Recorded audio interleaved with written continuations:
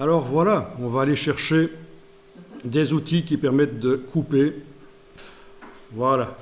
Alors, que je résume un peu la chose. On va en fait couper le trait qui est continu, là, tout le tour du cheval. On va en faire plusieurs petits traits. Et pour ça, on va utiliser la paire de ciseaux qui est là derrière la gomme et qui sert à couper. Quand on clique sur un tracé, ça le coupe, ça en fait deux tracés. Attention, on a un autre outil ici qui est le cutter. C'est un autre principe, c'est quand on veut traverser une forme vectorielle pour en faire deux formes. On travaille plutôt sur les formes qui ont déjà des fonds.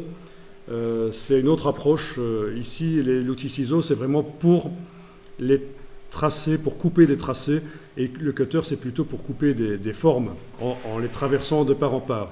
Alors attention, je vous dis tout de suite, ne confondez pas avec ceci, qui est l'outil tranche, qui est un outil pour faire des sites web, des images pour le web. Ça découpe les images en plusieurs parties.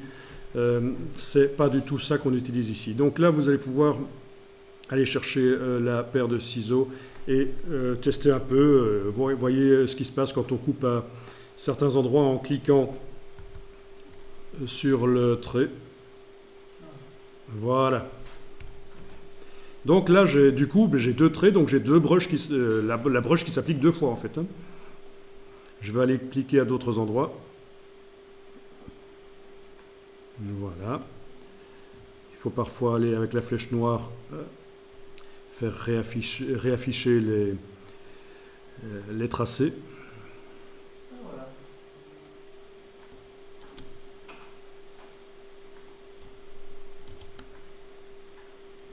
Donc là, régulièrement, j'utilise la touche CMD du Mac, la touche commande, pour appeler l'outil flèche et cliquer sur le tracé pour faire réapparaître les points, puisque voilà, j'ai de plus en plus de tracés. Dans la palette des calques, on me montre que j'ai de plus en plus de tracés différents.